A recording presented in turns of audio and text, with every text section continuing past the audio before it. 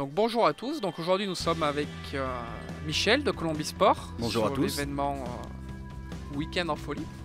Oui, ça a déjà été un calvaire pour monter, on va dire, de Nîmes jusqu'ici. C'était Oui. un peu trépidant sur la route.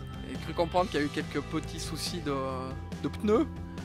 Voilà, des pneus qui sont surgonflés, et du coup, voilà, on a failli exploser un pneu sur la route, mais ça s'est bien passé. On est arrivé en pleine forme. En tout cas, sacré déplacement parce que Nîmes jusqu'à la fabrique, c'est quand même pas la porte à côté. 8 heures de route à peu près, mais bon, après, les clients, il faut savoir donner à nos clients aussi. Donc, il n'y a pas de souci pour Colombie, on se déplace. Oui, et puis là en plus, donner dans les répliques atypiques ce week-end parce que tu nous as quand même fait un beau petit stand non standard. C'est ça, on a voulu changer un peu, parce que la M4 on en voit partout. Et je trouvais que les répliques Seconde Guerre mondiale c'était sympa. Le Alien c'était complètement atypique. Donc voilà, ça permet de changer un peu la vue de l'airsoft qu'on se fait d'habitude. Le Alien a bien plu à pas mal de personnes qui sont passées. Oui, le Alien, je crois que ça a été le produit phare de Colombie aujourd'hui. Ça a été l'attraction de la journée. C'est ça. Ah, et avec Atom, du coup ce fut les deux. Oui, tout à fait. Atom aussi, je vois qu'il y a beaucoup de monde qui s'y est intéressé. C'est ça. Donc Colombie Sport, c'est pas une enseigne qui est inconnue au paysage. Hein. Non, Colombie Sport est implanté à Aubord, à côté de Nîmes. Ça fait partie des plus gros fournisseurs en France avec nos collègues Europarm et Cybergun. Donc on fait partie vraiment des gens qui sont connus dans le milieu de l'airsoft. Du paintball moins maintenant puisqu'on ne le fait plus. Donc voilà, on est connus. Bien connu dans le monde de l'airsoft et implanté avec la partie GG et notamment la partie GG World Cup, les qualifications. Tout à fait. Donc parcours de tir. Oui. Est-ce que tu peux nous en dire un peu plus pour aujourd'hui on est sur un événement qui est sportif et le parcours c'est pas quelque chose qui est bien connu en airsoft? Ouais, c'est là hélas avec la Covid on n'a pas pu cette année le faire. Je pense que la prochaine coupe se fera encore à Nîmes puisque on a l'infrastructure qui va bien, qui nous est prêtée par la ville de Nîmes.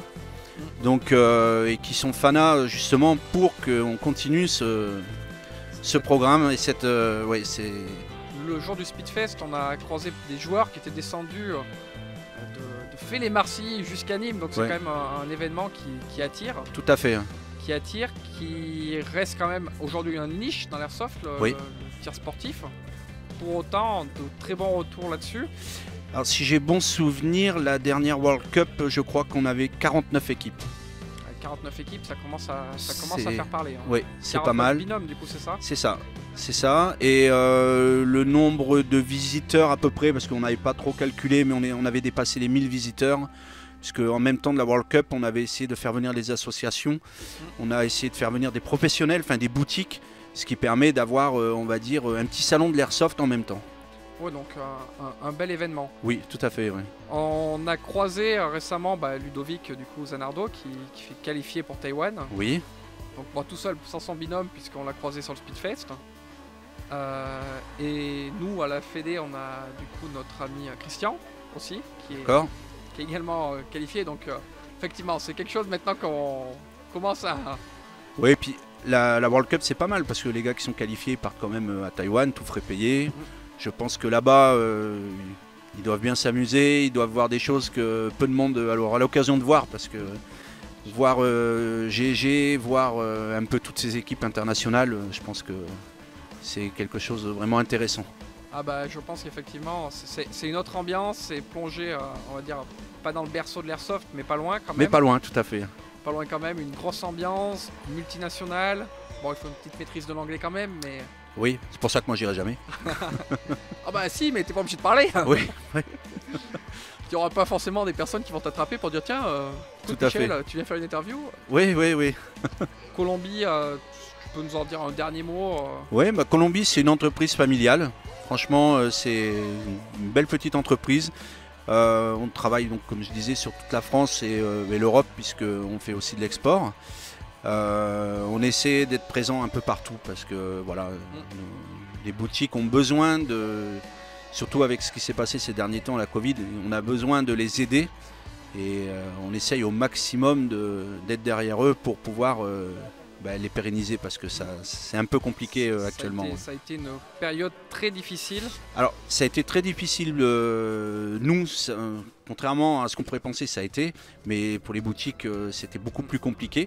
Donc effectivement, le fait d'être derrière eux, je pense que c'est pas mal parce que on a besoin des boutiques pour vivre aussi, c'est comme tout le monde. On n'aurait pas de loisirs si on n'avait pas les professionnels. Oui, tout à fait. Donc, si personne n'était là pour nous vendre les répliques, nous faire les petits upgrades qui vont bien, c'est ça. etc., on serait malheureux. C'est ça.